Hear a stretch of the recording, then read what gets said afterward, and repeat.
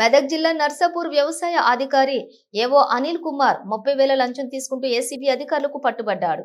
వంగనరేర్ fertiliser seed pesticide అమ్ముకోవటానికి ఏవో అనిల్ కుమార్ కు apply చేసుకోగా 30,000 demand చేయగా ఏసీపీ డీఎస్పీ ఆఫీస్ కు వెళ్లి ఫిర్యాదు చేయగా బాధితుడు వంగ నరేష్ ఫిర్యాదు మేరకు ఏసీబీ అధికారులు వలపన్ని 30,000 లంచం తీసుకుంటూ ఉండగా రెడ్ హ్యాండెడ్ గా పట్టుకున్నారు.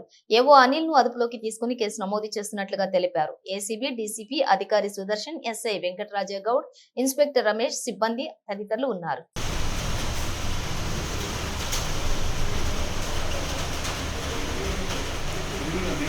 Naren resident of Godavari ACP DSP ఆఫీస్కి వచ్చేసి ఒక కాంప్లైంట్ ఇస్తారండి. ఇక్కడ అనిల్ అని మండల్ అగ్రికల్చర్ ఆఫీసర్ నర్సాపూర్ ఏమని అంటే అతను ఫర్టిలైజర్స్, సీడ్స్ అండ్ పెస్టిసైడ్స్ అమ్ముకోవడానికి లైసెన్స్ అప్లై చేస్తాడు అన్నమాట. దానికి 30,000 అంటే ఈచ్ లైసెన్స్కి 10,000 చొప్పున 30,000 లంచం అడుగుతున్నాడని చెప్పి కంప్లైంట్ వస్తే మళ్ళీ మేము వెరిఫికేషన్ చేస్తాము.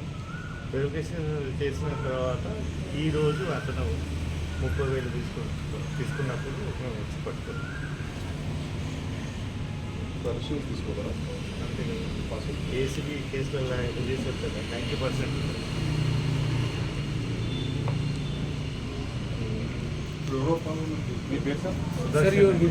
Sudarshan, DSP Medak range, inspector Ramesh, inspector Venkataraja Goud.